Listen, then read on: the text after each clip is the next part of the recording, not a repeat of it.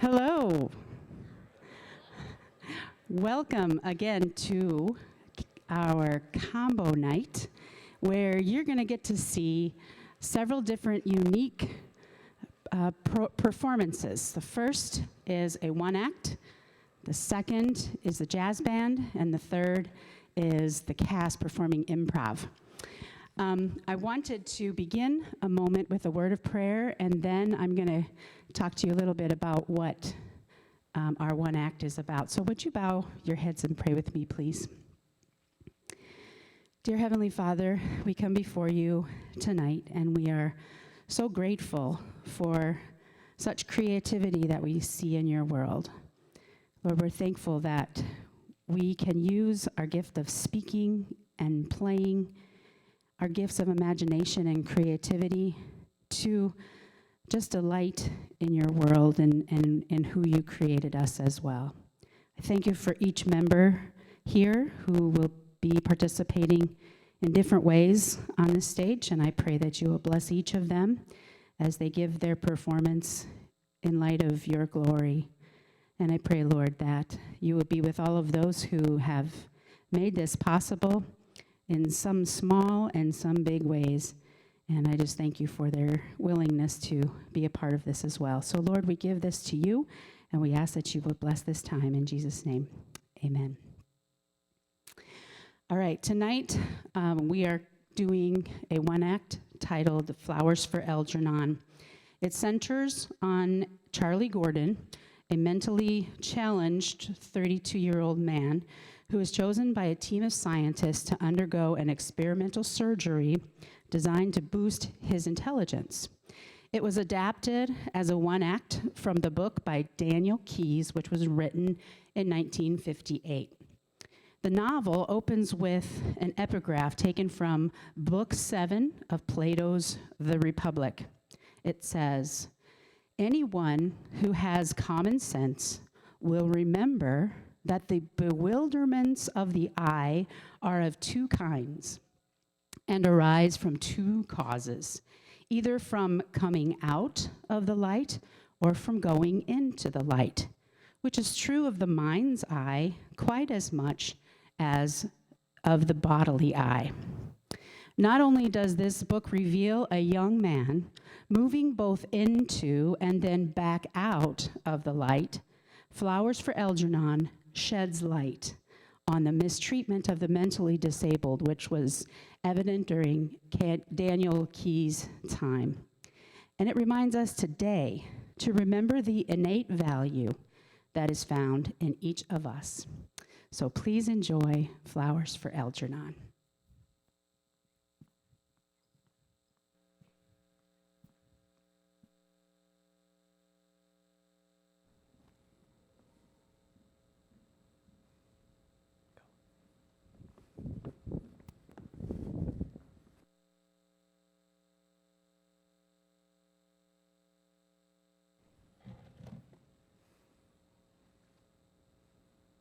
His name is Charlie Gordon. He's 32, about 5'10", rather nice looking, auburn hair, blue eyes, and he's mentally retarded. You brought him with you, Miss Kinnian? Bert's taken him up to the lab to run the tests. Do you happen to know his IQ? 68. How did you meet him? Oh, he came to this class I teach for retarded adults, Dr. Strauss. The first day, of course, he couldn't read or write, but he had bought a newspaper on the way, thinking he could read it on his way home. Our subject must read and write, Miss Kinnian. We want him to keep a journal of his reactions. Oh, he can now, Professor Niemer, at about a third grade level. But he works very hard. He's so anxious, so very eager to learn. That's why I wrote to you when I heard about this project. Has he any family? If he has, he's lost track of them. They put him in an institution years ago. This woman who runs a bakery got him out, gave him a job.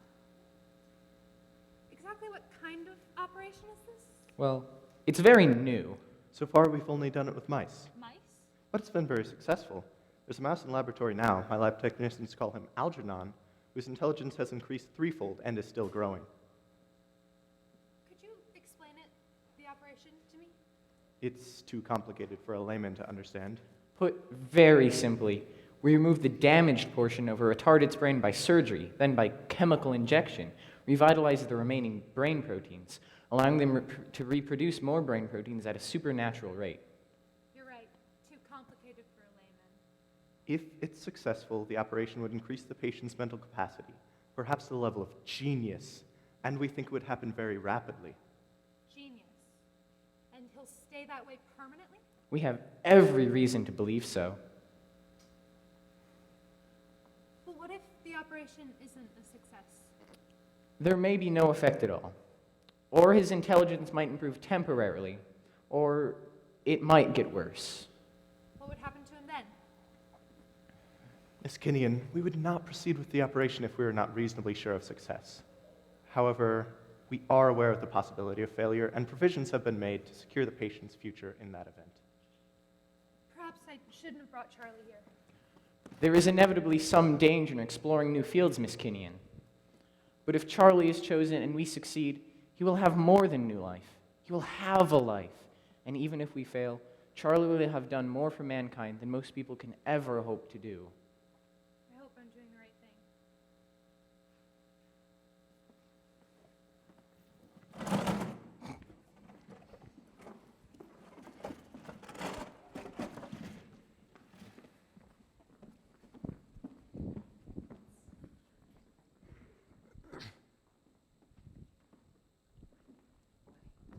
Just make yourself comfortable, Charlie.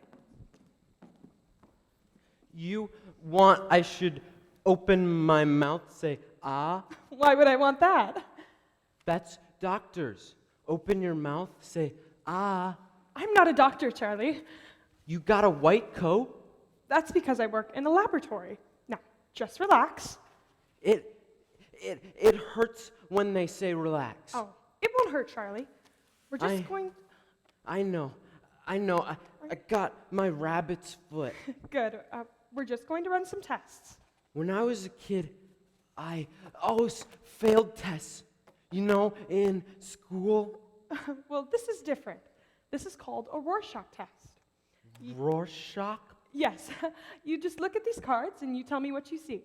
That's the test? Yes. Look at this, Charlie. What might you see on this card? People see all kinds of things in these ink blots. Tell me what it makes you think of. Somebody spilled red ink all over a white card. Charlie, people see pictures in these ink blots. Where? No, you have to find them. Think, Charlie. Imagine there's something there. I imagine, ink blot. How about this, Charlie? Does it remind you of anything? Pretend it's something. Oh, I pretend Yes? a bottle of ink spilled it all over a white card. All right, let's try the other one. We're going to play a game, Charlie. This is called a maze. I don't see no pictures. Well, this isn't a test. It's sort of a race. You see, there are these little walls here. This whole arrangement, a mouse starts here, and has to go through here until it reaches the end over there. That makes the bell ring, and then he gets a prize, some cheese. No mouse would find all them holes. Charlie, this is Algernon. Hiya, he's cute. Yeah. Okay, now watch. Here we go. Okay, Algernon, go. Boy, I didn't know mice were so smart. Would you like to race him? I couldn't fit in there. Oh, no. No, I'll show you how we do it. You see, this arrangement is the exact same as Algernon's maze. You start here, and you have to get through all the way to here. But you mustn't go over any of the printed lines. And who gets to the end first wins? Correct. But I don't like cheese. That's okay. We'll just see who wins. Okay. All right, ready, set, go. But I can't. Go back, find the way. didn't know mice were so smart. Well, this one's had a lot of advantages. Does that mean I won't get the operation because I lost? Of course not, Charlie. This is just to test your perception, to test you. Because I want that operation. I want to be smart. I could watch Algernon. I could watch him every day, and I could learn how to finish the maze. Even if it takes me a long time, I could do it. We'll have to see what Professor Niemer says, Charlie. Please wait in here. He's strong as a horse, good-natured, and very anxious. I think he's the most likely prospect we've seen. All right, Charlie Gordon is our man.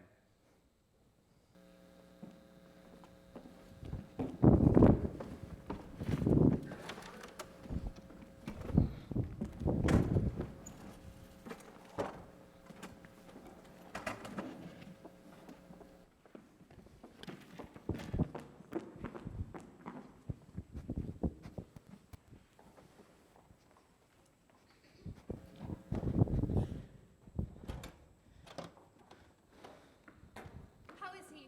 Physically, he's fine. Came through the operation perfectly. Mentally, too soon to tell. Miss Kinnian, I got the operation. It didn't hurt. You know, they done it while I was sleeping. But I don't think I'm smart yet. That's not the way it works, Charlie. It comes on slowly. You have to work very hard to get smart. Then what did I get the operation for? So that way, when you learn something, it sticks with you. Not the way it was before. Oh, I thought I'd be smart right away, and I could go back and show all my friends at the bakery and talk smart things with them, like how the president makes dumb mistakes and all. If you're smart, you have lots of friends to talk to, and you don't get lonely by yourself all the time. You will, Charlie, in time. Now, see, I brought you a present. Gee, thanks. What is it? It's a notebook, and every day I want you to write in it. Write what? Well, we'll call it a progress report. Progress report. Progress report. I want you to write the date at the top and write all the things you feel and think about and remember from the past every day. I don't remember so good. Do the best you can. It's very important. By reading this, we'll know what's going on in your mind. I don't know what's going on in my mind. So how can you? Just do as we say, Charlie. Can I go back to work? I think so. In a few days. And we're going to loan you a teaching machine. Machine? If I'm going to be teached, I want to go back to Miss Kinnian's class. I'll be coming to the center to teach you specially, Charlie. Yeah? When? Soon. Meanwhile, you'll use the machine. It works something like a TV set. It shows pictures and it talks. I want you to put it on every night just before you go to bed. You're kidding. Why should I turn the TV on before I go to sleep? Because we say so. Why? What's it gonna do? Just do what we say, Charlie. No! Explain to me why. He's beginning to question authority.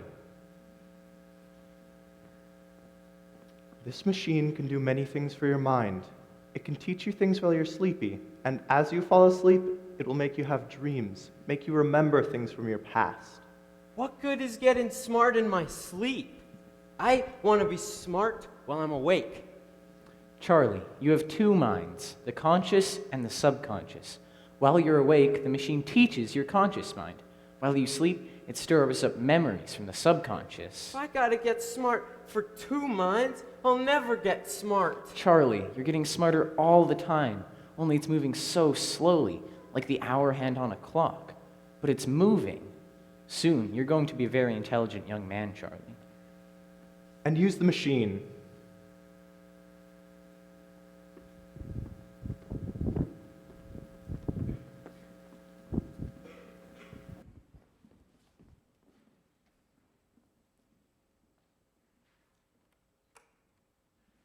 2 times 2 is 4.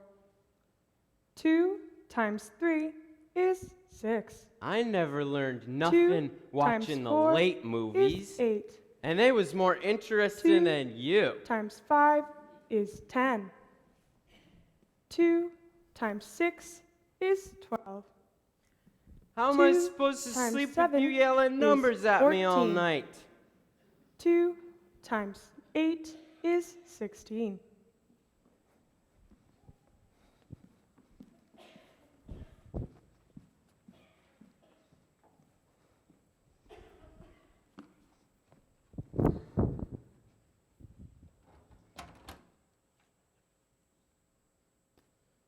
March 15th. Progress report. No. Progress report. I report no progress. That mouse still wins the race. I hate him. I could probably do the amazed faster than a regular mouse. Your friend, Charlie Gordon.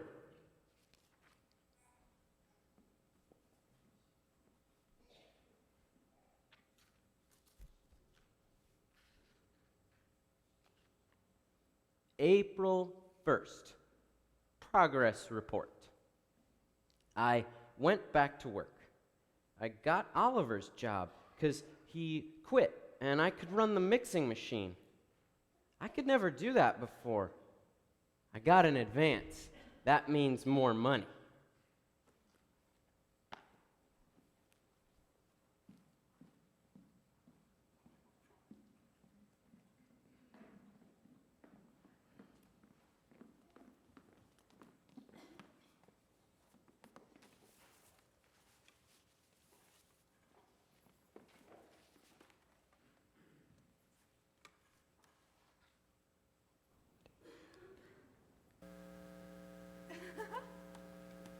What is it? His progress report's for April 9th. It was the day I gave him punctuation lessons, and there's a comma after every word. His progress is remarkable. His IQ is well over 100 already. I really think he'll reach 150 in a few weeks. He's going so quickly. I've got him reading novels and history, and his arithmetic is almost at a high school level. In a couple weeks, I think he could start a foreign language. But there's going to be a problem when he reaches college level. What? Me. I don't think I can keep ahead of him. We'll cross that bridge when we have to. It would be a pity, though. He's very attached to you. You're almost a mother figure to him. If I wanted to be a mother professor, I would have married and become a mother. Miss Kinnian, I beat Algernon. That's wonderful. I never even knew I beat him till Bert Selden told me. Then, the second time, I got so excited I lost. But then, I beat him 8 times in a row. That's excellent news, Charlie. I must be getting smart to beat a smart mouse like that. Yes, Charlie. Then, Bert let me hold him. I felt bad that I beat him, and I wanted to make friends. I wanted to feed him, but Bert wouldn't let me. Algernon is a special mouse. When he wants to eat, he has to solve a new problem to get his food. How would you like to pass a test every time you get hungry? Me? I have a PhD. How's everything else going, Charlie? Swell. I got an advance at the bakery. Yes, I know. I read your report. You read them? Yes, to help me see how you're getting on. That's funny. I keep writing in them, but I never thought about people were reading them. Or you. Does that bother you? I don't know. It's like I write down everything, all the things I think about and all. Maybe some things I wouldn't want you to know. You don't have to be ashamed of anything, Charlie. You're a fine person. You're going to show them all one day. Show them what? Oh. I guess I mean, for a person that God gave so little to, you've done more than a lot of people who've always had brains and never used them. Just don't feel badly if suddenly you discover not everybody's as nice as you think. People are nice, Miss Kinnian. You and Dr. Strauss, and my friends at the bakery. They're good, and they're smart. They like me. Nobody ever did anything that wasn't nice. Try the books, Charlie. We'll stop for now. Is something wrong? No, I've just got something in my eye.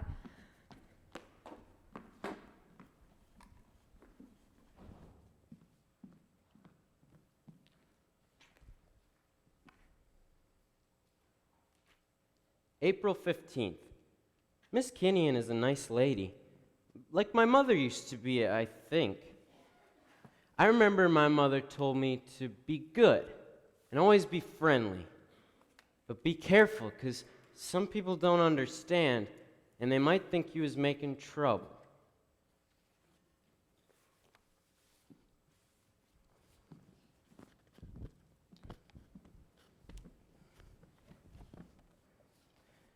I figured out a new way of setting up the mixing machines at work. It speeds up production. Mrs. Donner was very pleased. She gave me $50 as a bonus and a $10 raise. But why don't I enjoy working there anymore, Doctor? Why? You tell me. I don't know. They ignore me. No, it's more. Joe, Frank, they're hostile to me. I thought they'd be excited for me. They're supposed to be my friends. It takes all the pleasure out of all this. Why? The smarter you become, the more problems you'll have. Why didn't you tell me that before the operation? Would you have understood? How are your studies going? Fine. The Russian is going fine, and the ancient history. I've about finished calculus. Well, it took me 2 weeks. 2 weeks? Well, then you hardly have time to dream. But I do.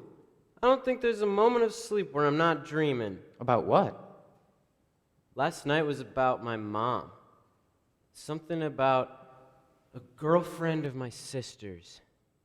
I remember my mom said, "If you ever go near a girl, I'll put you in a cage for the rest of your life."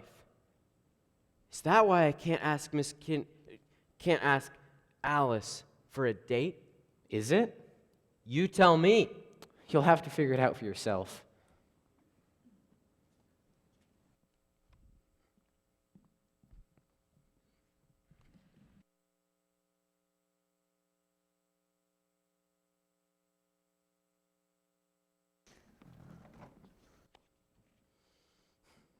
I did it. I asked Miss Kinnian for a date. And she did it. She said yes. We're going to the concert in the park.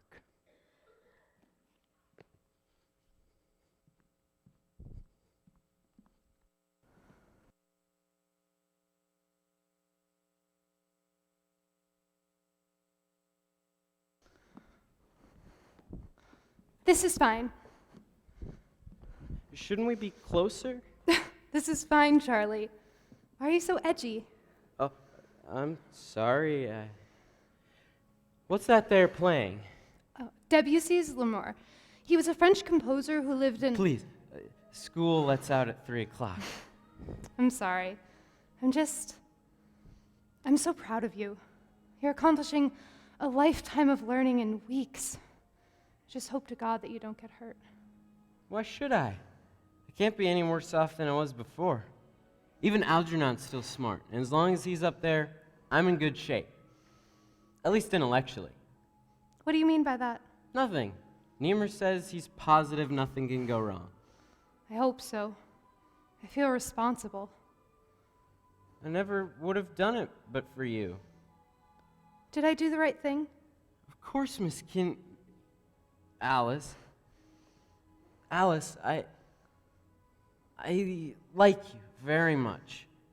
I like you too, Charlie. Alice, why can't I put into words the way I feel? Don't, Charlie, not yet. Why can't I trust myself to say, I shouldn't have come here. I had no right to put this on a personal, emotional level. You have obligations, Charlie, not just to Dr. Strauss or Professor Niemer, but to millions who may follow after you. But I'm not something in a test tube. I'm a man, 32 years old, and I must be able to love. Don't, Charlie, not yet. You're changing too quickly. My feelings for you won't change because I'm becoming more intelligent. You're changing emotionally, too. Up till now, I've been your teacher. You're bound to think you're in love with me. So you're saying little boys always fall in love with their teachers, and emotionally I'm still a little boy. That's not what I said. Then why? Charlie, don't push me. Every week, you're a different person. When you mature intellectually, we may not be able to communicate. When you mature emotionally, you may not even want me. I've got to think of myself too, Charlie. Alice, look at me. Are you pretending I'm not here? No! I'm pretending that I don't care that you're here. But I do. No.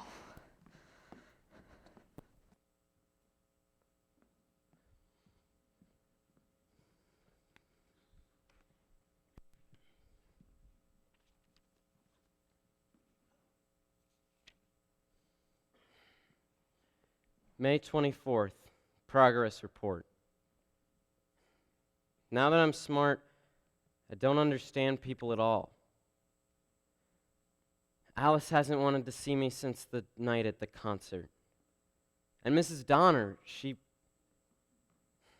fired me for my job at the bakery. Now I'm smart, my friends don't want to work with me. I scare them. She didn't want to fire me, but she said she had to. If they put Algernon back in the cage with the other mice, what would happen to him? June 2nd. Niemer and Strauss are showing Algernon and me off at some scientist convention tomorrow. I'm angry about it. Why don't they just say, step right up, see the sideshow, the white mouse and the performing moron?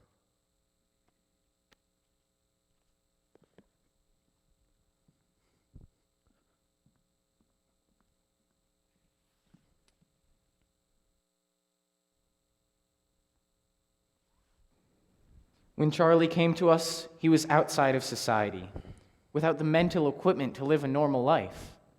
No past, no contact with the present, no hope for the future. It might be said, Charlie Gordon did not really exist before this experiment. And now, may I present my colleague, Professor Harold Niemer.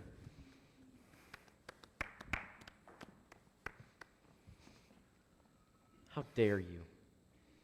I'm a human being with parents and memories and a history. And I was before you wheeled me into that operating room.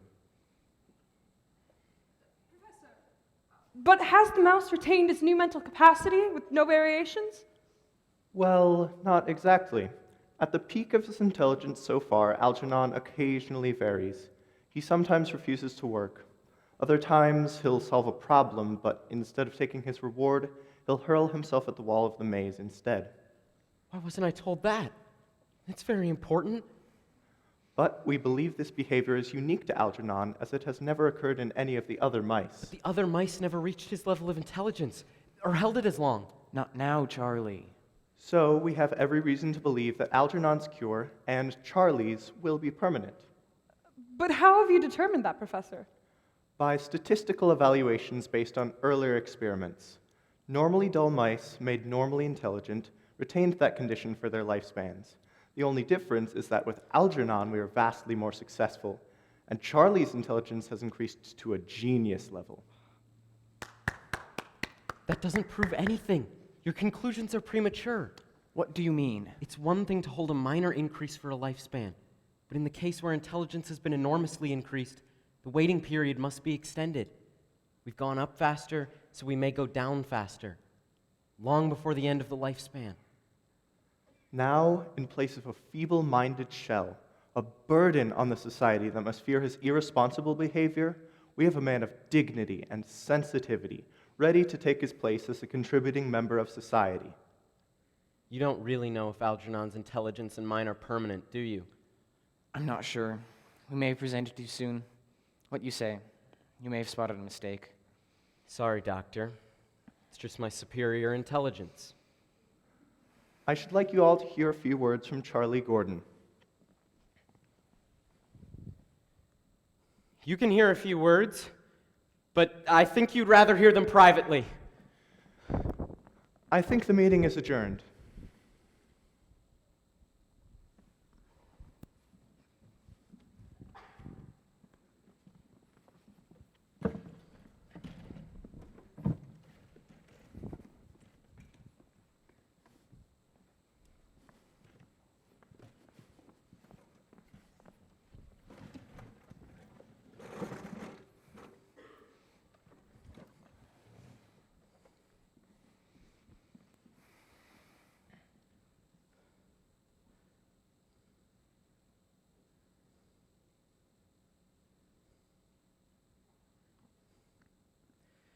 I have decided, gentlemen, I wish to be made a staff member. I want to work on this project. That's outrageous. May I remind you, you're the patient, not the doctor.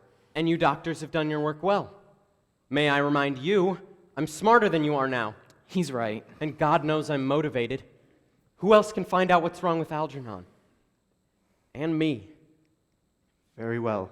You may assist us. I want to get to work as quickly as... What plans have been made for me? What do you mean? I'm on staff now. I have a right to know everything that pertains to this experiment, and that includes my future.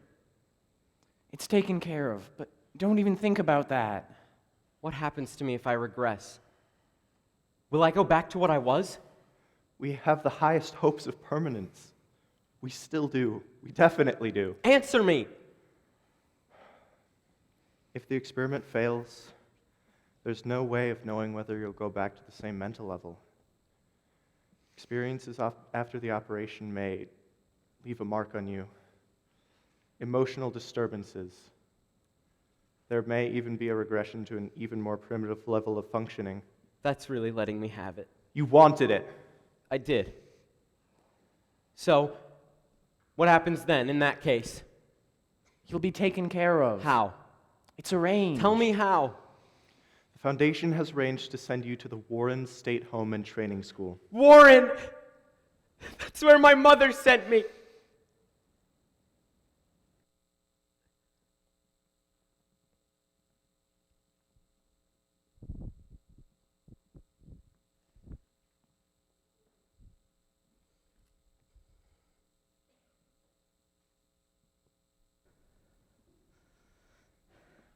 Charlie?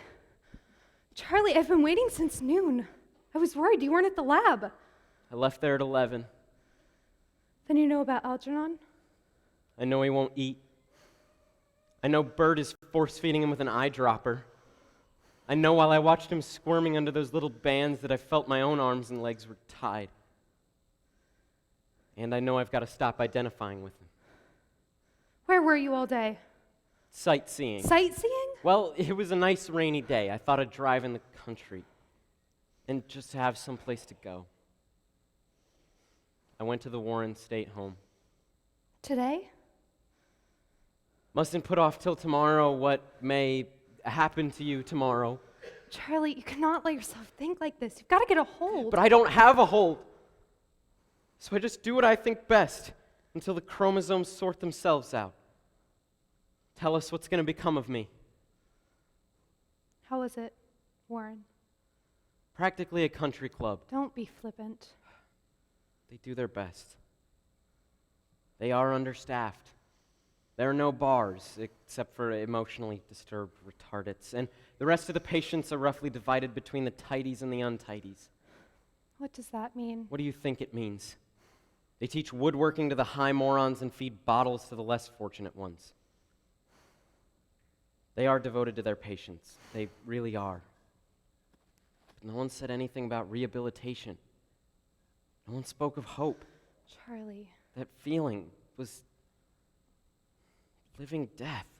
Charlie, let me do something. What can I do? Oh, many things. You could comfort me. Love me. You could be my wife. But Charlie won't let you. Not me. The other one. On the inside. Maybe on the outside very soon. I don't want anyone coming around feeling sorry for me. It's not because I feel sorry for you. It's because I feel sorry for me. What is that supposed to mean? It doesn't mean, it just is. There's still time. I want to spend it with you. That sounds like a bad popular song. Please don't make jokes. I can't help it. I'm in the middle of the biggest joke of all, and I can't afford to spend my time with anyone. There's only enough left for myself. I can't believe you want to be completely alone. I do. There's nothing to look forward to. In a few months, weeks, days even, who knows? I'll go back to Warren. You can't follow me there. No. Once you're there, I'll do my best to forget you. But until you go, why must we be alone? I'm not myself. I'm falling apart. I don't want you to watch. Alice, I don't regret the experiment. Neither do I. Go away when I tell you to. It may not be very long. But maybe, just maybe, we'll have more than others do in a lifetime.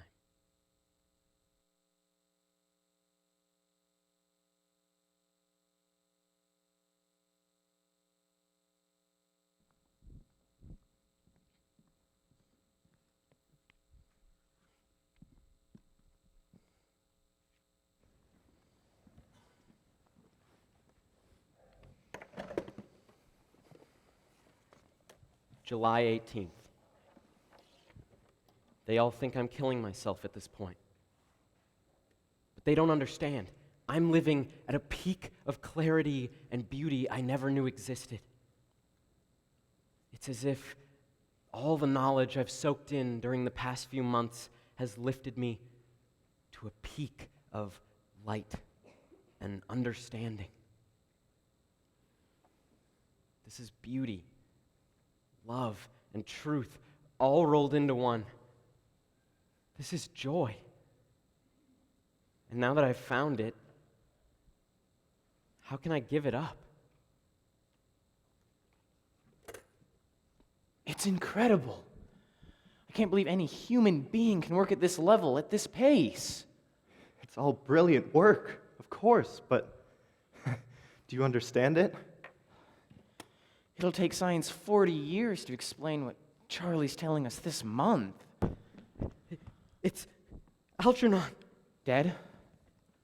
I found him lying in a corner of his cage, sprawled out as if he were running in his sleep. There should be a dissection. I did it. I didn't want anyone else. Algernon's brain had decreased in weight compared to a normal brain, and there was a general smoothing out of cerebral convolutions, as well as a deepening and broadening of brain fissures. You'll type out a report? Is that all you care about? What about me? The same thing's happening inside me. Of course we're concerned, Charlie, but But we must consider our work too.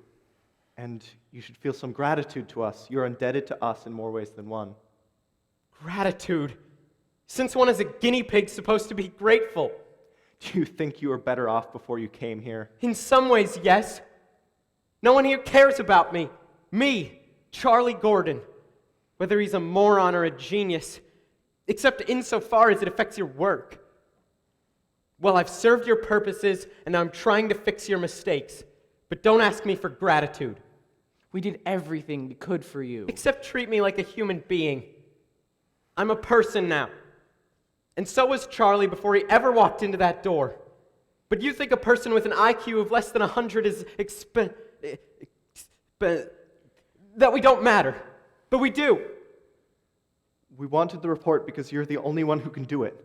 And we ask for it for other Charlie Gordons, even though you are acting like an arrogant, self-centered ingrate. What'd I say? Did I say something wrong? My ma always told me to be friendly, because that way you don't get into trouble. You have lots of friends. Nemur, I'll take you home. what are you going to do? I want to bury Algernon. I don't want him put in the incinerator. I'll go home, type out a report, mail it in. I don't want to come back here. We understand. No, you couldn't. We just don't belong on the same level. I passed your floor on the way up. Now I'm passing it on the way down. And I don't think I'm going to be taking this elevator again.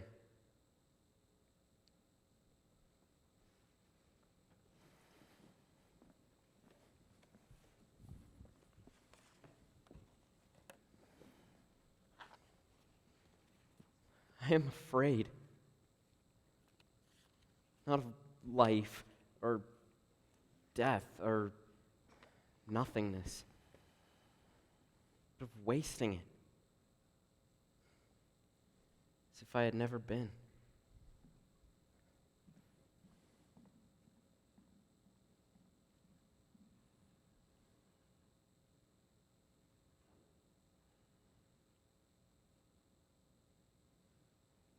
The Algernon Gordon Effect by Charles Gordon. The simple hypothesis here proved may be summarized in the following terms.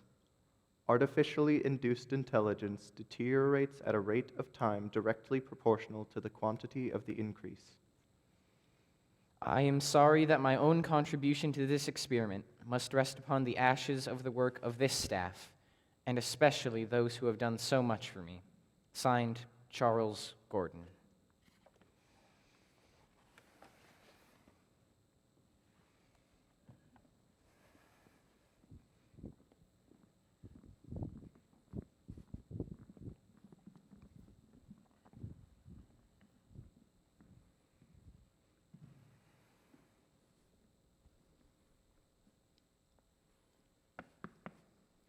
Charlie. Charlie, I need to speak with you. Don't want to see nobody. Charlie. Charlie, we want you to come down to the clinic. Charlie. Charlie, you want ain't here. He went away for good.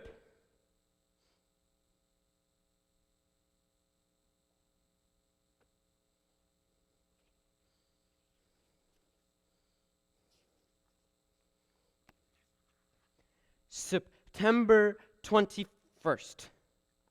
I did a dumb thing today. I forgot I wasn't in Miss Kinnian's class anymore. So I went and sat in my old seat. And I said, "Hello, Miss Kinnian. I'm here for the lesson. Only I lost the book we was using." And Miss Kinnian, she started to cry. "Isn't that funny?" And ran out. Then I remember I was operation, and I got smart. And I said, "Holy smoke, I pulled a real Charlie Gordon. That's why I'm going away for good to the Warren Home School. I don't want people to cry and feel sorry. I don't know why I'm dumb again or what I did wrong. Maybe I didn't try hard enough, or someone put the evil eye on me. But I got a new rabbit's foot, and I got some books, and even if I can't read, I'll try. And maybe I'll get a little smarter than before the operation. Goodbye, Miss Kinnian and Dr. Strauss and everybody. Your friend, Charlie Gordon."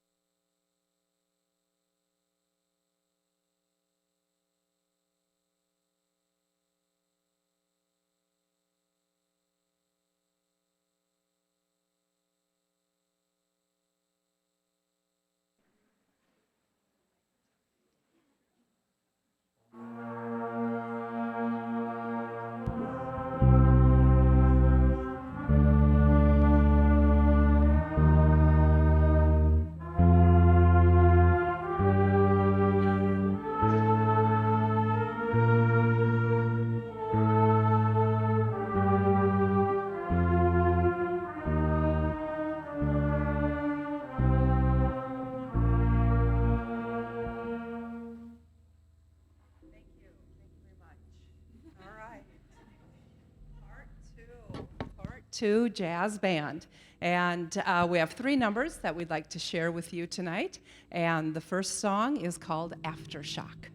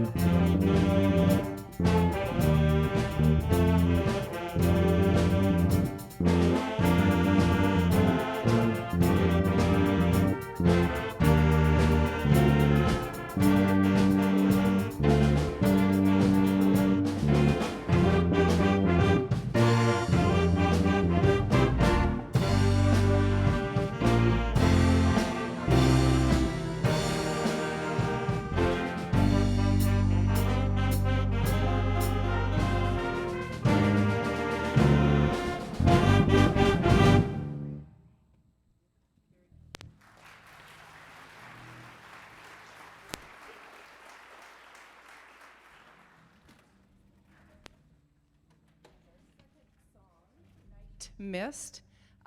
We want to feature the lovely Anna Sandbolt on the alto saxophone. So I trust you'll enjoy our next song, Night Mist.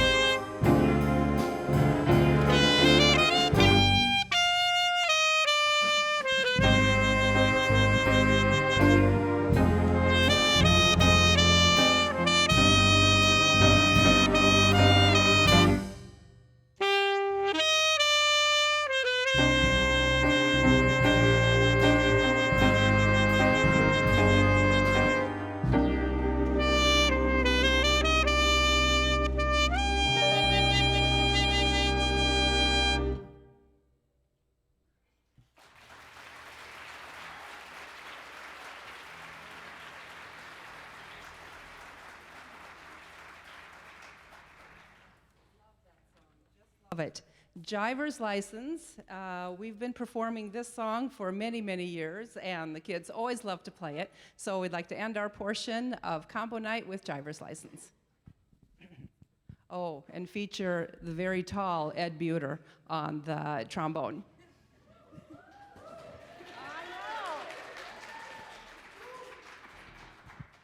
Here we go.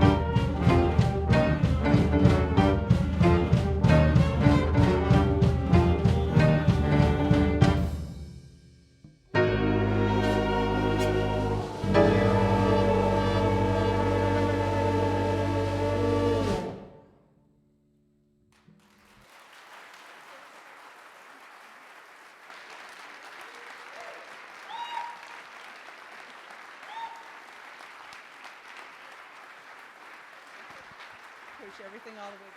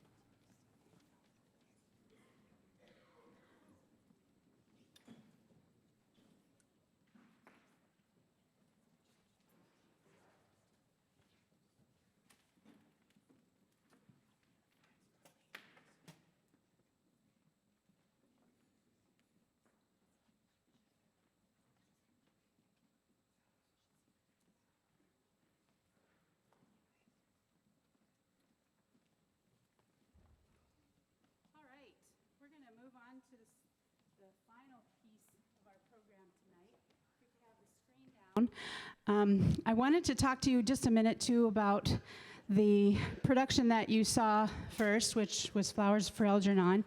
Last year was a first time in many years that Unity has taken a one act to competition. So we did Oh What a Tangled Web, and I noticed there's some people here that were in the cast from that last year. You guys want to stand up, turn around? They're there. Yay. And anyway, so we competed at the district level. Joel's here. Where's Joel? He was, yep, right there. Clap for Joel. And anyway, we competed at districts. There were 191 acts that competed at districts last year. Then we progressed from there on to the state competition, and we got a 1 rating for our state competition. And then we were selected to go to All-State last year. And out of 191 acts that started the competition, only 8 got to perform, and Unity Christian was one of those. So that was so exciting. And I don't know if you watched closely with a director's eye, but I think we have a good shot this year too with Flowers for Algernon. So we're hoping to do well. We're hoping to do well, and we don't expect All-State again because that's a very small percentage, but I think we'll do well. All right, now we are moving on to the cast. And you might be wondering, what does the cast do? Some of you who don't know. Well, there are several things. First, we are an improv group. We work on the art of improv, and we think about how we can better create scenes and support each other in improvisational acts. This year, we had the opportunity to work with the Black 5 Improv group from Northwestern College. There's a couple people in here from that. Stand up.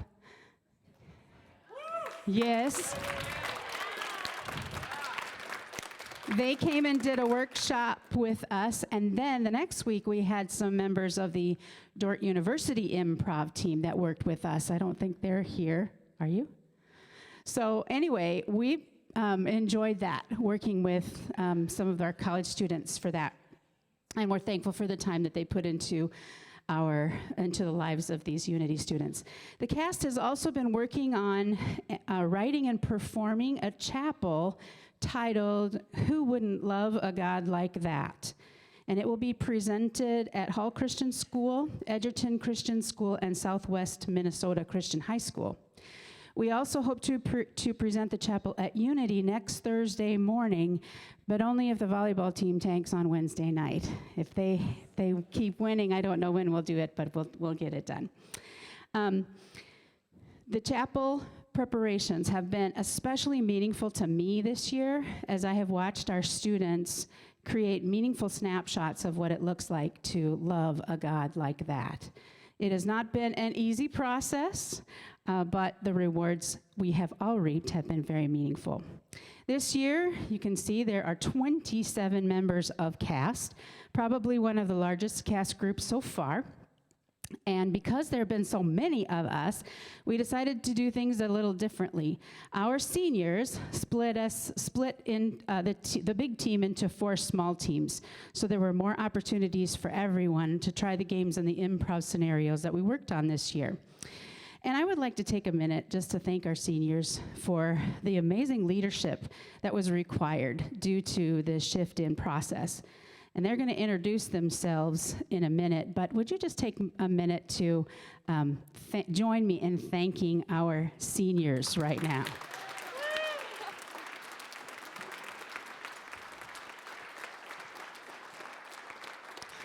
So without further ado, let's let the games begin.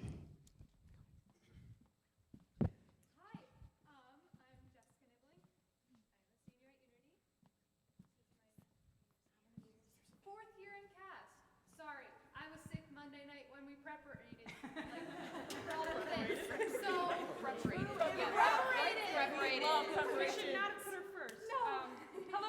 Katie Kromendijk. I'm a senior, and this is my 4th and final year in cast.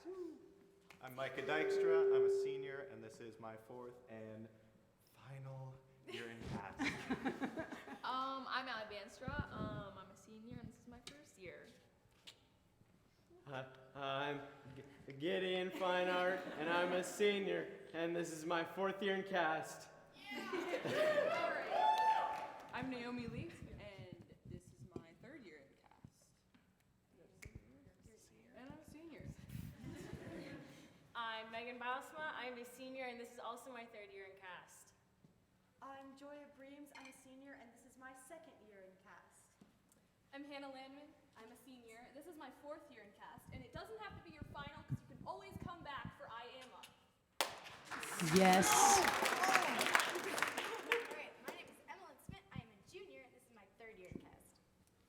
I am Edwin Buter. I am a special edition one of 2 sophomores. This is my 2nd year. Juniors! Oh my goodness, I'm a junior! Wow, this is my 2nd year in cast. I'm Casey Ullman. I'm a sophomore, and this is my 2nd year in cast. He's the sophomore. I'm Levi Landman. I'm a sophomore right now, and this is my 2nd year in cast. I think for a while. I'm Melissa Coolwine. I am a sophomore, and this is my 2nd year in cast. I'm Jane Taylor. I'm also a sophomore, and this is my 1st year of cast. I'm Tyler Staub. I'm a sophomore, and this is my 1st year. I'm tall Tyler Van Scout, and this is my 1st year in cast. I'm Kate Walhoff. I'm a sophomore, and this is my 1st year in cast. I'm Madeline Heisinger, and I am a sophomore, and this is my 1st year in cast. I'm Amy DeGroat, and I'm still a sophomore, and this is my 2nd year in cast. I'm Connor Fisher. I'm a sophomore, and this is also my 1st year in cast. I'm Caleb Tatroni. I'm a sophomore, and this is my 1st year in cast. I'm Lizzie King. I'm a freshman, and this is my 1st year in cast. I'm Emily Eppinga. I'm a freshman, and this is my 1st year in cast. I'm Isaac Kromendijk. I'm also a freshman, and this is my 1st year in cast. I'm Natalie Nordwehr. I'm also a freshman, and this is my 1st year in cast. I'm Reagan Van Beek. I'm a freshman still, and this is my 1st year in cast. I'm Sam Nonhoff. I'm a freshman, and this is my 1st year in cast.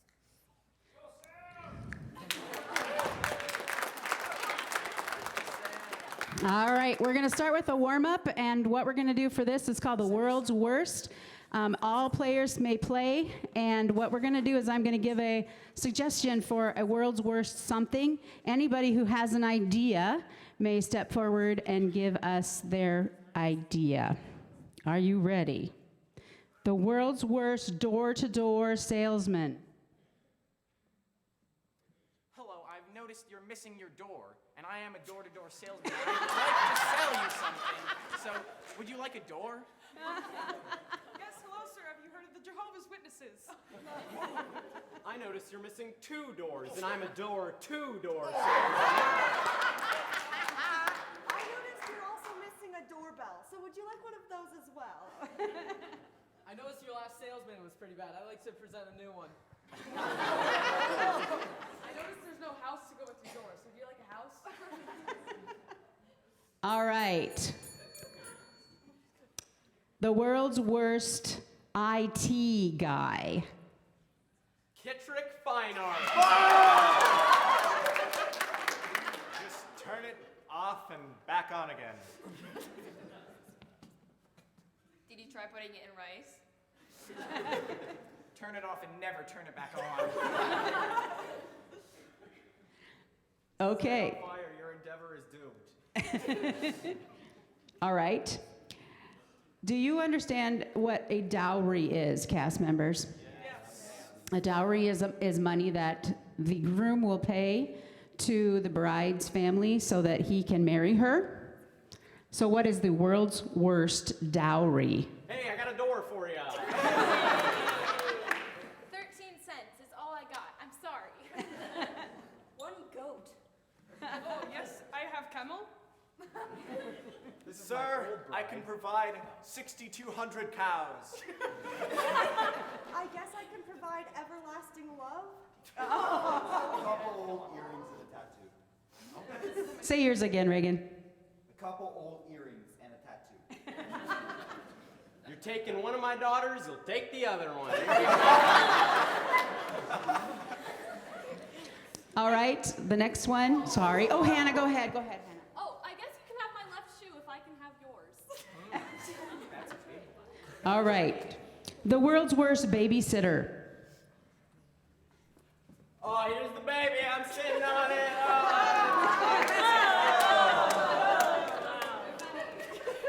Hey man, sorry, but your house is on fire.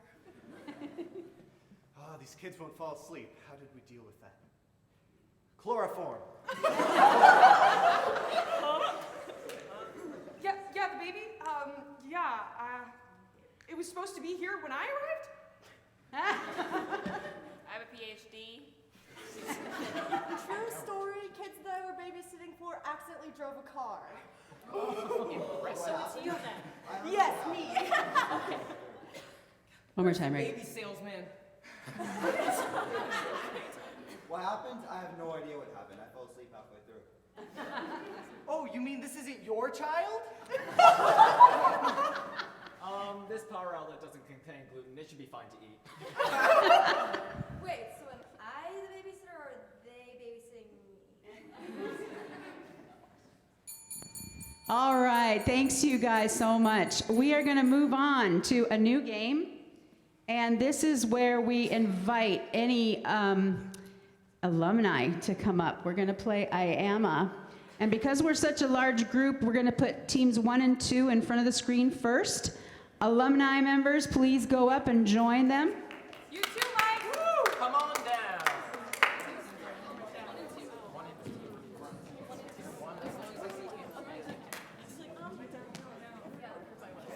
The way this works is we ask somebody to stand at center stage.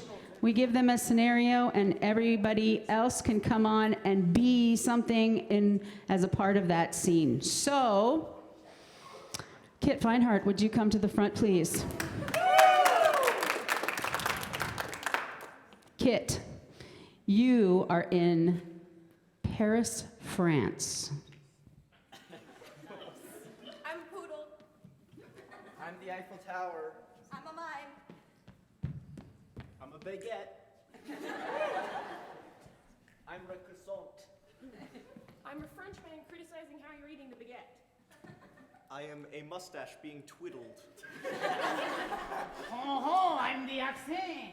I'm passing tourist. I'm a macaroon. I am a beret. I'm looking down from the Eiffel Tower disappointedly. I am the lights of the Eiffel Tower at night because sometimes they're pretty. I don't know. I'm a Russian babushka who is very lost. I'm the surrendering military leader. Oh no. I am Napoleon. I'm disappointed because I came for the lights and it's 3 p.m. I'm proposing in front of the Eiffel Tower. I'm saying no. I'm the ring. I'm the camera.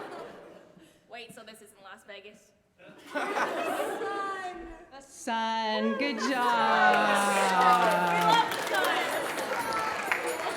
Alumni, stay up. We're going to have you do one more with us. So teams 3 and 4, would you step in front of the screen?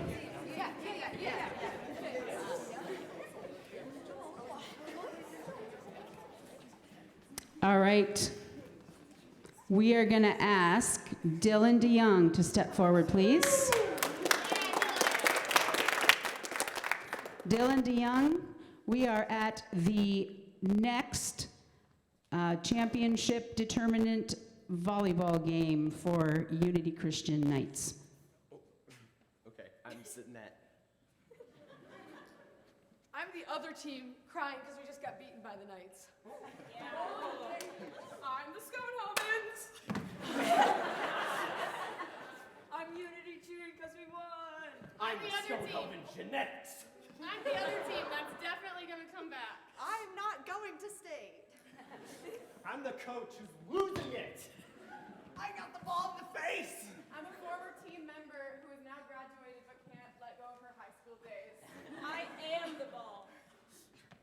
I'm a weird bystander watching disappointedly. Student sitting at home. I am a long-range sports photographer. I don't really know what sport this is. I am a close-range sports photographer. I'm photobombing. I am the floor the shoes always squeak on. I am a knight.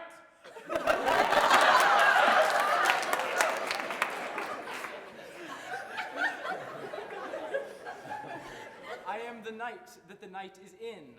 I'm the book he's reading at home. I am your over-enthusiastic announcer saying, the Knights won! I am the player wishing I had worn knee pads. Yeah, I'm the Western people. All right, thank you. Big round of applause for our alumni. Thank you for coming up and helping. All right, now, this is a little different this year. We are going to have a competition. The first round is Team 1 versus Teams 2. We're going to play a game called Freeze. We're going to let Team 1 go first. They're going to select 2 people to begin a scene, and I will tell them what the scene is. At any point during the presentation or during that scene, someone who is not in the scene can say the word freeze. At that point, the 2 actors who are in the scene will freeze, and the person who said freeze goes in and taps out one of the other people and begins a quite different scene from that moment on. So, Team 1, do you have your first 2 people chosen? All right, ladies. You are synchronized swimmers. Go. All right, so we're in our big pool, our really big pool. Got it, okay. Okay, so did you practice last night? Do you even have a pool? What's a pool again? Okay, so you see this big, like, hole? It's got water in it. Wait, if it's a hole, like then wait, is it a bottomless hole? Because then we're in. Are you sure this is where you buried it? I mean, I did this like months ago, so I don't really remember. Oh, okay, because there are multiple different holes everywhere. Well, that's an issue. Yeah, I mean, we've been digging for a long time, and I feel like we should have found it by now. Freeze. And now I'm going to teach you how to play the piano. You have the keys. Okay, all right. Put your hands on the keys. Okay. Close your eyes. Pound.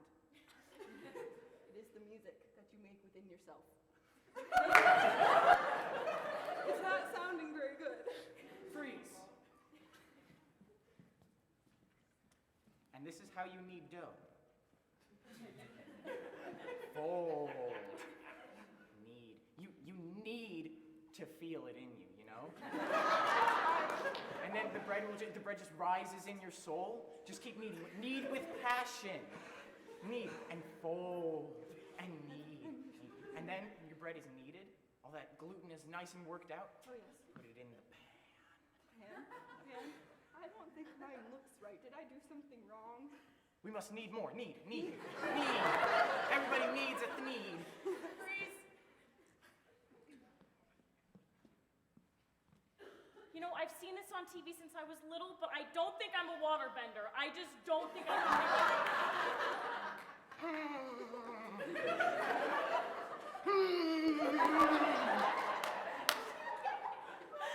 It's not bending. It's not, it's just sitting there. You know what? Maybe we weren't called to be waterbenders, but fire. We should get the fire. Mom, can I have the matches? Let's go play with matches.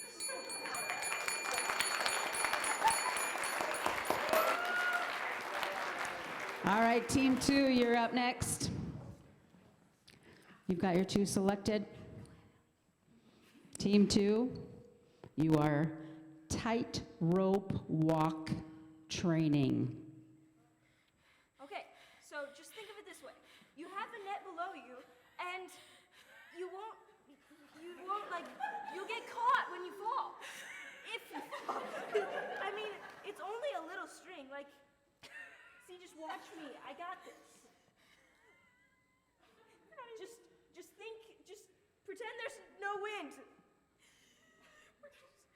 You won't. We're only 3 inches off the ground so far. But the net. Freeze!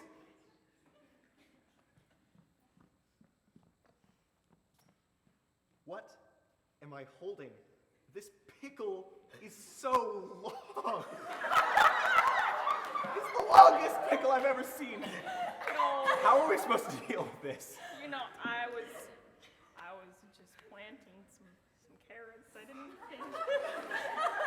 think that was gonna happen. Well, I guess the seeds got mixed up something, but wait. You know what we can do with this? Okay.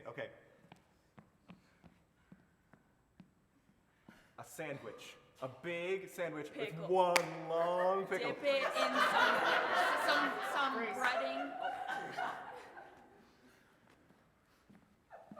Oh yeah. Are you ready for your Oh, yeah. jazz instructions? Jazz? First you gotta shake up your hands. It's about your hands? Yes. Jazz hands? You don't need music to do jazz. You just need the hands. Jazz is life within you. The music of your beating heart is the music of your hands. Freeze.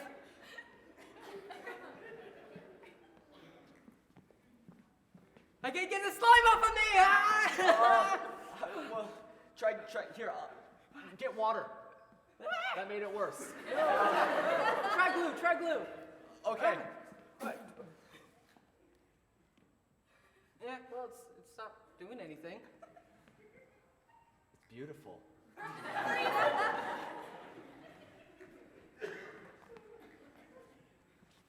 Sir, can you help me? My daughter's turtle just died.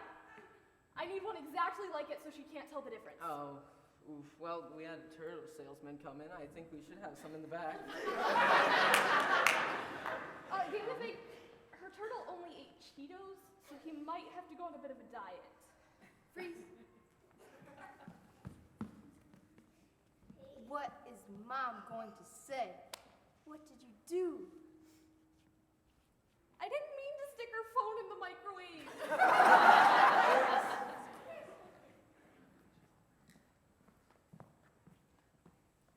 Look, I found a fish. I caught a fish. Oh, man. What should I do with it?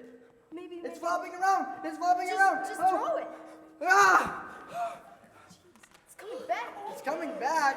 Why is the fish coming back? The fish is. Ah!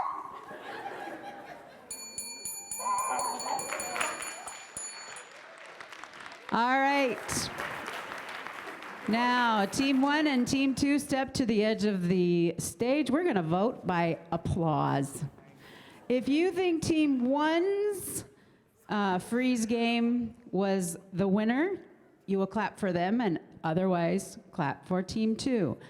Who thinks Team 1's team won?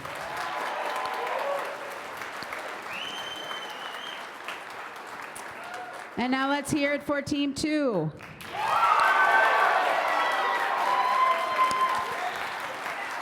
All right. Team 2, you are our winner. You will play the winner's game, and you will play the non-winner's game. All right, let's get, okay. I didn't want to say that out loud. All right, Teams 3 and 4, you may come up, please. And I can't do my,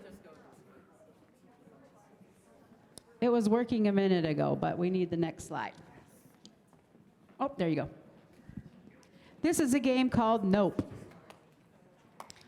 What's going to happen is there will be 3 people from a team that will be given a scenario. Those 3 people will begin acting, and someone else from their team is the noper. They get to say, when someone says a line, the noper gets to say nope, and immediately the actor who spoke the words previous to that has to change what they said.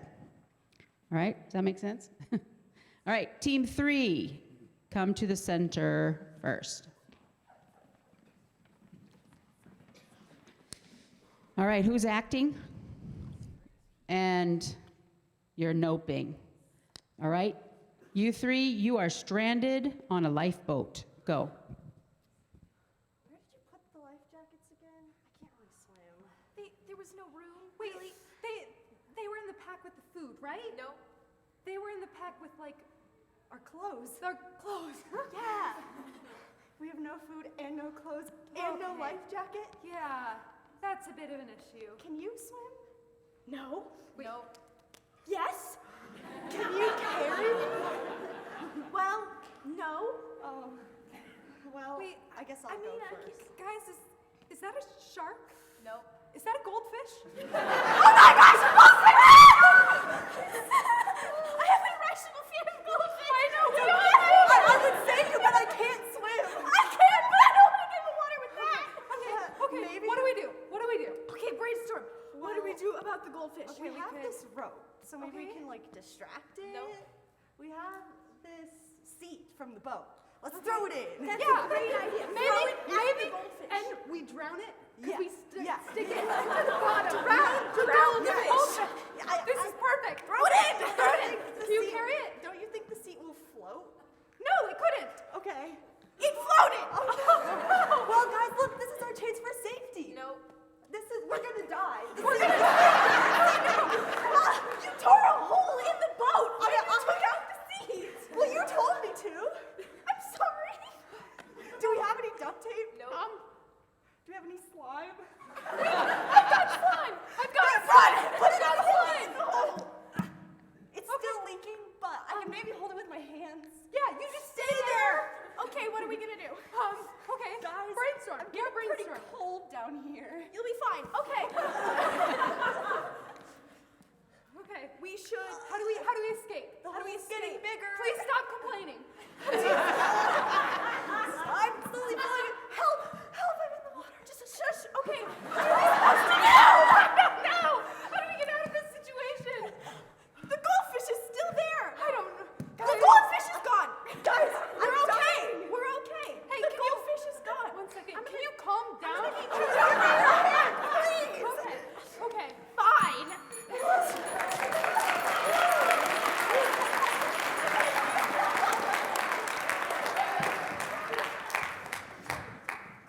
All right, the next scene. You are the actors. Isaac is noping, right?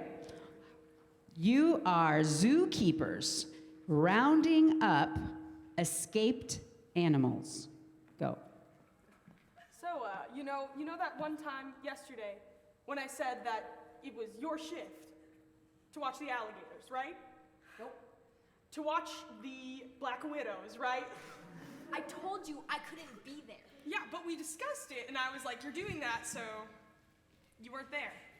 But then I went and I told Larry that it was his shift because I couldn't be there. And Larry, did you accept the shift? She never told me anything. Okay, so we got a miscommunication happening here. Is that what I'm getting? Nope. It wasn't. We're having like perfectly good communication. Yeah. And honestly, it's kind of upsetting that you guys didn't understand each other. Wait, I think I see the alligator in the air. They weren't alligators, they were black widows. What are you talking about, Larry? Oh, shoot! I think it's a bird. Who had the bird shift? See, so it wasn't my fault. I guess it wasn't, but at the same time, both of you have failed miserably. Then what were you doing? I was,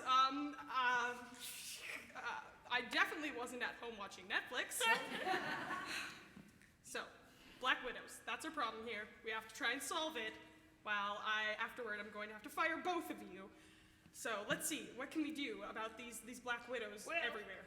Well, I was watching the interwebs yesterday, and I saw this great infomercial about some bug spray. About some, a hair dryer. I was like, man, I could get some good do with that. Yes, that's a great investment. No, but However, like- what about the Black Widows. You know, maybe we could blow them away. And you know, since maybe we could suck them into the. Maybe we could figure out how to blow dry his hair. So that I'm so attractive? And then all the Black Widows will look migrate to to you. All the Exactly. single ladies, right? And then it won't be a problem. Is that what I think it is? It's a bird.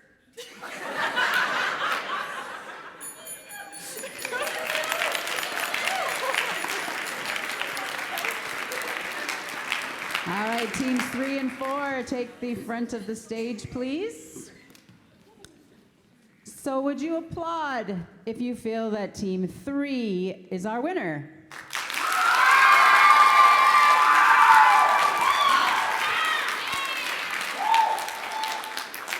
And now show some respect for team 4.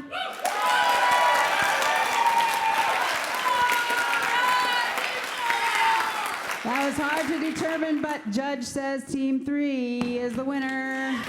All right.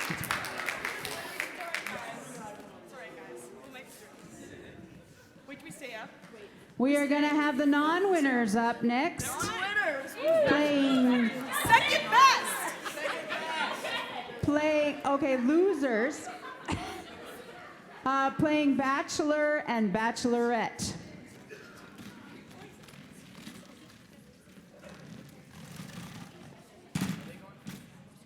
We're going to let Edwin's team go first. Who's our Bachelor? Oh, I gotta leave. Okay, Edwin's gonna leave. No peeking, make sure he can't see anything. The 3 contestants, I'm going to show everyone in this room what the 3 contestants are gonna be. I'll let you guys determine between the 3 of you who wants to be what.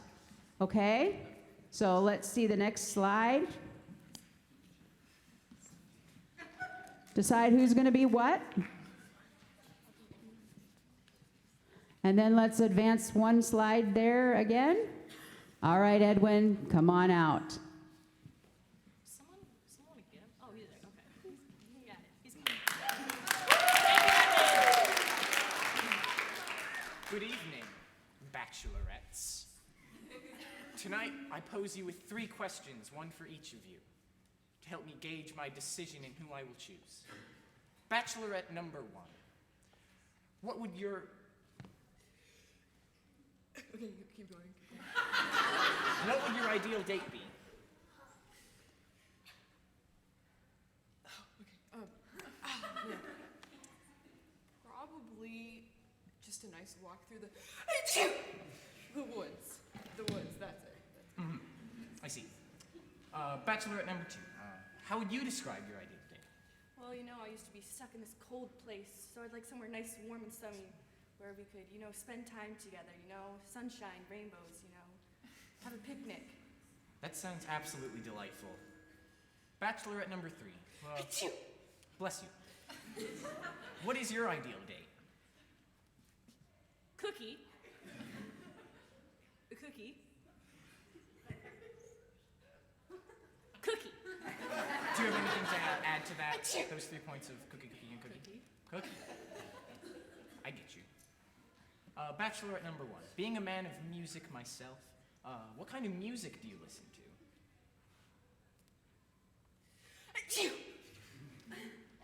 I have some crystals. Oh. That's an interesting one. I don't get out a lot. I can tell. Bachelorette number 3. What kind of music do you like? What kind of atmosphere do you like to set yourself? Number 2. Bachelorette number 2. Sorry, can you say that again? What kind of atmosphere do you like? What music, you know, what Well, you theme? know, somewhere nice, sunny, you know, kind of a summer vibes. I'm really into the summer vibes. And, you know, Music? what? Yeah, Music? music. So something light, cheery, you know. Usually, it's kind of ridiculous, but I usually listen to nice kids' music, you know. Disney is. I do like Disney myself, yes. Oh, yes. It's an interesting franchise. Bachelorette number 3. Do you listen to music? Cookie! Me too. Bachelorette number 1. What is your family like?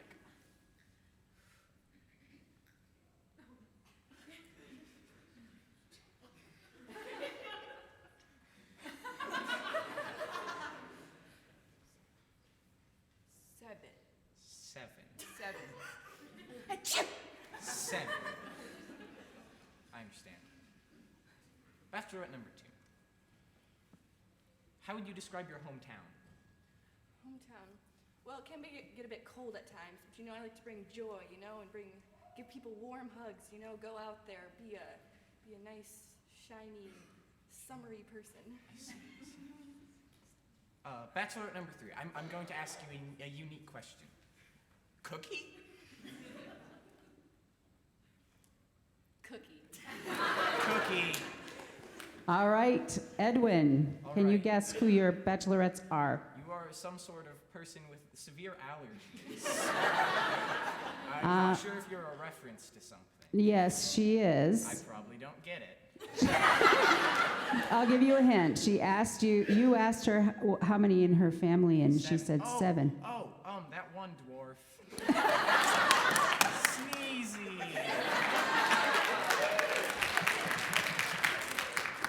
Olaf. Yes, good job. And Cookie Monster. Good job, good job. I like cookies, so we share a common trait, so definitely Cookie Monster. Okay. Very good. All right. Thank you very much. And other team. Team other team. Yeah, team other team. Hi, your other team. Did your bachelor walk out? Okay.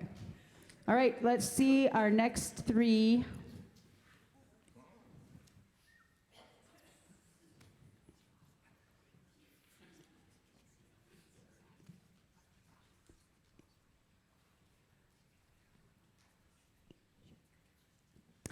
All right.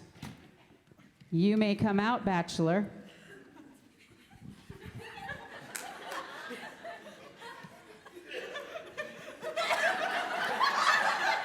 Bachelorette, thank you.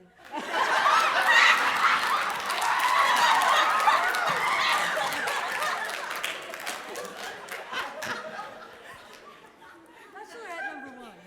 What is your idea of a perfect date? I don't know. Something out of this world. Sounds like a grand night. Bachelorette number 2, same question. I hate good things. I don't know what you talk about, this good date. We'll sit in my attic, write letters by the candlelight. Ooh, so a candlelight dinner. No! Letters. We won't eat. Food is too good.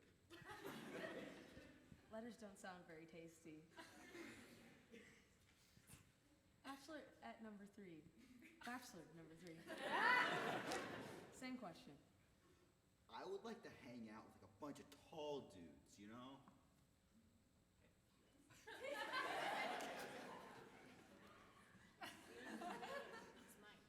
All right.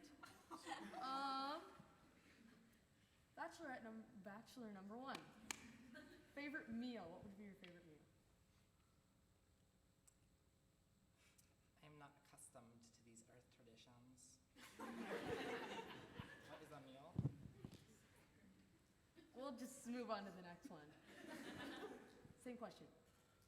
I already told you, I hate food. When all the family gets together and cook a nice chicken, sit around by the tree, eat together, maybe open presents later on. I hate it. I just want to write letters and lead to a future where children die. Chicken then. Sure. Uncooked, unsalted, raw chicken by candlelight. Bachelor number 3. Same question. apple seeds, pear seeds. Every once in a while, those weird flowers that grow on the ground. All right. Bachelor number 1. What is your favorite planet? Depends. Not Venus, though. I hear it's pretty gassy.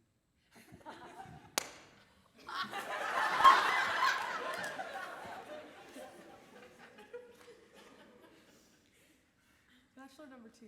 What? What are your thoughts on Christmas? I hate Christmas! If you ever say that word to me, I'll fire you. And your child will die.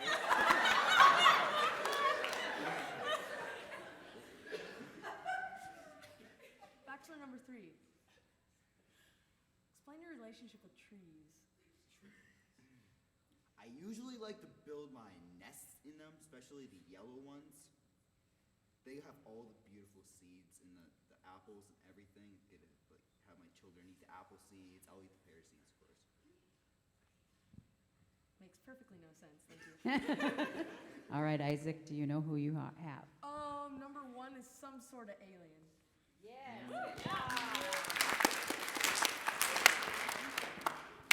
Number 2 is Scrooge. And 3 is a bird. It's a special bird. Specifically, a tall one. Yes. And yellow. Yellow bird. And he lives on. He sings about. Bird, yellow Yeah. All right. We are not going to vote on this one, so teams, you may sit down. Let's get our winners up. Oh, I'm sorry. Did you choose? Oh, Big Bird. Okay, I'm sorry. Of course you didn't choose me.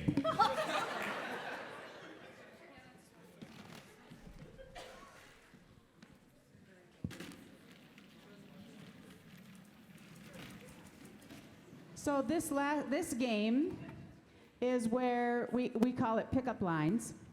And what's going to happen is 4 people will come and take a line that you wrote, and they're going to use that in their scene at some random time. So I'll just have the 4 people, whoever are going to do it, just come and grab one out of here, and you can pick it up or use it whenever you need to. Okay? So let's let this team go first.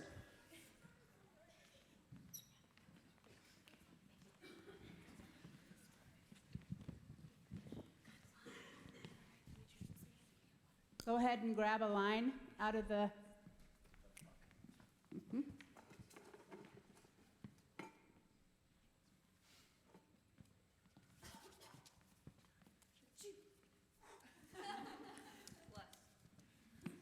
Paper, not paint. Miss Kuiper, can we invest in a bigger bucket next year? It's like a raccoon trap. We Stick my can. hand in there, make a fist, can't get it out. All right, this is your scenario. You 4 have been given the job of redirecting a meteor that's about to hit Earth. Could you go that way? Please? I'm begging you. Did any of you take trigonometry in high school? I'm only in geometry. I failed twice. I took squareometry. What? Okay. Okay. What is the mass of this big rock? No idea. Okay. What do we know? What do we know about this? It's probably 200 humans heavy. That is big. That is big. That is bad. Don't think it's made of slime, so We Big don't bad. think it speaks English. No! I had this whole plan in my head. I thought we were going to, I was going to write a speech. And I didn't pay attention in Spanish class. I was going to write a speech, and I was going to start it with, I just said it inside my head so no one else heard it but me. that's a problem. I don't know. I don't think it has telekinesis either. I was just gonna ask that. Do you guys know any other languages? French? I bet it knows German. German, try that. I know this German's one. a powerful language. And Guten Tag. meteors are powerful. I know this one word in pigeon language. And it is all the best people are crazy. That's a big word, man. What? That's weird. What does it mean? It means the meteor must be a good person because the thing's crazy. Nuts.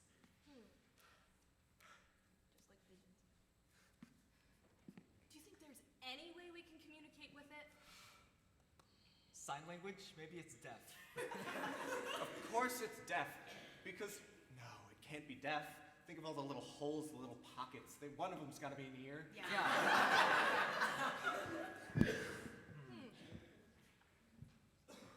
Here, we'll try saying this to it. Would you do it for a Scooby snack? Yes, I have several dozen. Bribery. It's going the other way. Oh, how did this happen? They're moldy, but they're delicious. Oh. Bribery always works. Well, Meteor, forgive my language, but holy moly!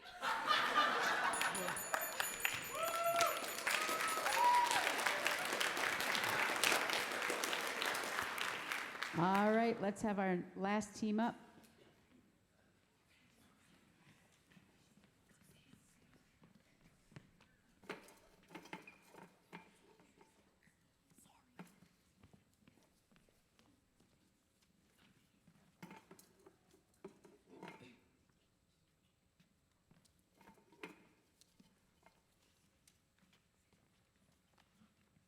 You four are on an airplane, and the pilot has just lost consciousness.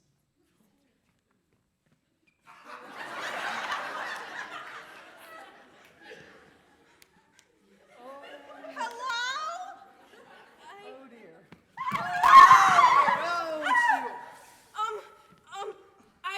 I drove a car once. I could probably fly a plane. Try that.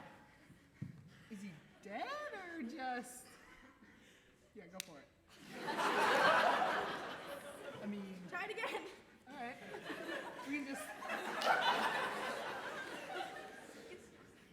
Guys, what? Guys, there's Oh. another plane. What? Guys, go around it. I don't know how. Like, if I turn it this way, doesn't it go that way? Why would it do that? No. Okay, turn that way. Oh my gosh, you're right. Oh no. Okay, just hold on for a second. I'm just gonna.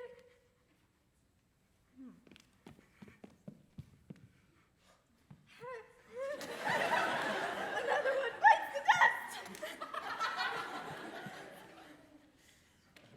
I'm not doing mouth to mouth. No. I had a class on this, and you know what? My teacher, he told me, I'll be back. Oh, there he is now. It's a teacher. Maybe he knows. Oh no, he's dead too. What?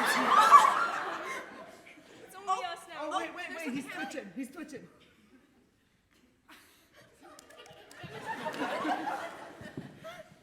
Oh, it's the pilot. I will remember you, prisoner 24601. Oh no. Wait. 24601 is our plane number. Oh no, We're gonna die. There's prisoners on this plane? Of course. Oh my goodness, we're all the prisoners. Oh yeah. That's why he's dead. You killed him? Maybe? I mean, I just figured that it's a trap. It could be. Why are we even on this plane? Where were we going? I don't know. Exactly, that's the trap. I think they were gonna kill us anyways. Maybe he was a suicide. So you kill the pilot, and we kill ourselves. That's a great idea. It's better than what he was gonna do to us. Well, fine. You know what? That's just fine. Hello, my name is Inigo Montoya. You killed my father. Quit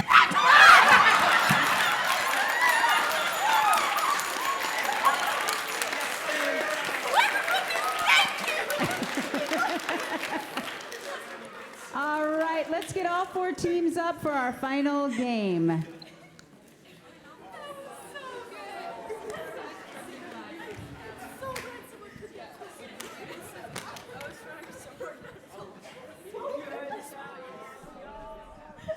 In this game, the teams line up.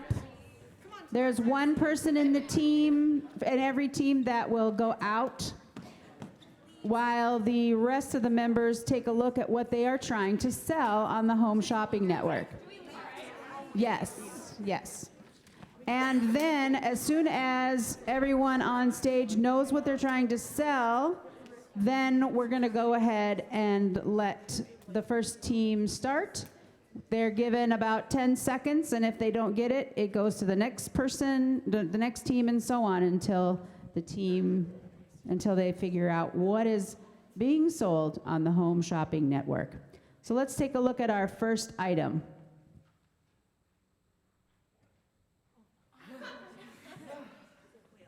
Everybody got it? Okay, turn that slide off. All right, guessers, you can come out.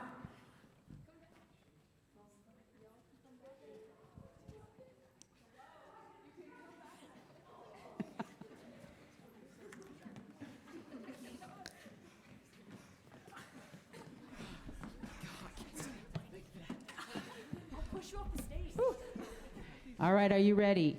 Team 1, you're going to start us off. On your marks, get set, go. Hi, welcome to the Shopping Network. Today, we'll be selling small horse. This is a small carousel, a small rocking horse. Hello! Today on the Shopping Network, we will be selling a pony. What kind of pony? Oh, yeah.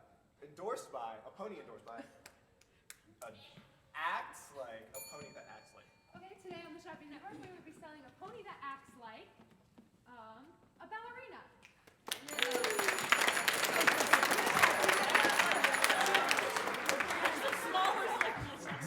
All right, we need to get our 4 guessers off stage again. That was an easy one.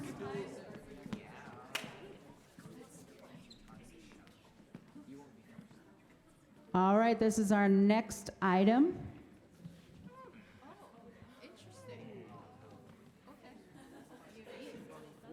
Everybody got it? We're going to start over there with Isaac. Let's turn that off. And our guessers can come back on stage.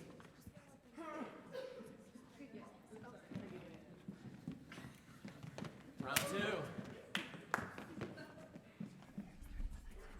2. On your marks, get set, go. Today on the Shopping Network, we got a diver, we got a dolphin, we got somebody who's sucking on a lollipop. He's taking a dive, taking a dip. Wait, he's what's it? Today on the Shopping Network, we have there's like a faucet. You're biting something. I don't know what that is. Today on the Shopping Network, we have a beautiful fountain, a tiny little fountain. You're reaching inside of a tree and pulling out little men and eating them. Today on the Shopping Network, we have, okay, yeah, that's a candy cane. Endorsed by, yes. Shopping Network, we got a candy cane and it's endorsed by a reindeer. No, it's a bunny. It's Edward Tulane. No, okay. Who is it? It's a bunny. It's the Velveteen Rabbit. He's a. Today on the Network, we have it's endorsed by it's a bunny, rabbit. Okay. Today on the Shopping Network, we have a candy cane endorsed by the Easter Bunny. No. Oh. Yeah, he said it. All right, and we have one more item. So we'll start with Your team? Okay.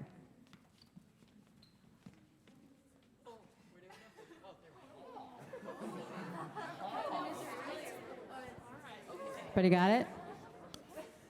All right, let's shut that screen off. Come on out.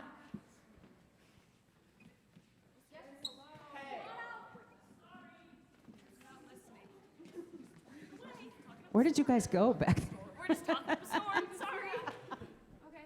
All right, you ready? Jessica, you got to go first. Your marks, get set, go. Today on the Shopping Network we have a pool. Oh, that's yes. Oh, you're no. Okay. Yeah. Oh yeah. Never got something real nice today. It's a tube. It's a fire hose. Snake. No. It's a horse and he goes through the tube. Why is he going through the tube? Okay, so whenever we have is that a duck? A floating duck, an inflatable duck? A duck in a pond.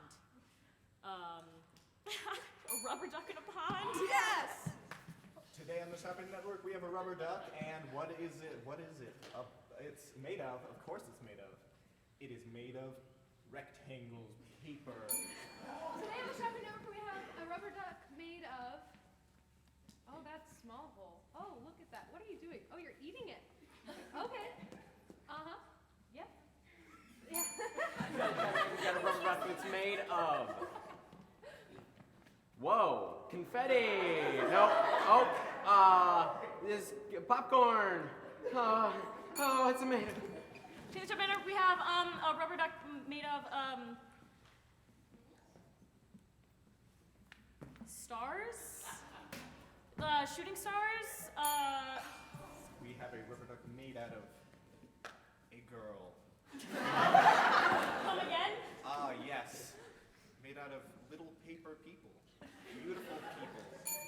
Today on the Shopping Network we have a rubber duck made of that's. I can't follow that fast, Casey Jean. You're writing a cookie. It's John Shopping Network, we got a rubber duck made out of Starburst.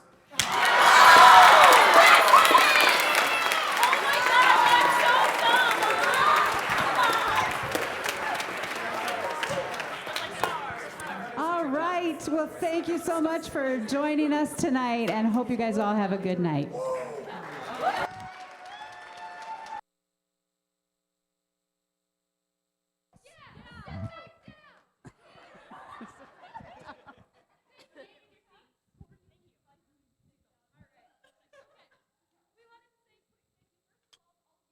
Coming out here tonight.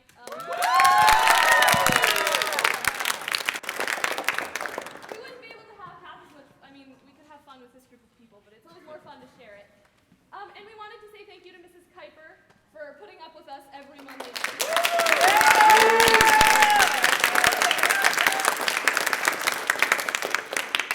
We would also like to give a huge thanks to Mrs. Van Beek for directing the jazz band and helping us.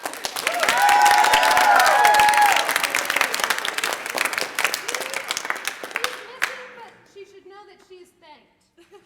Yes. And last. But not least. Not least. I'm kidding. Mr. Camp hasn't graded my chemistry test yet, so I'm gonna pander to him and say that he did a great job. He's a great guy.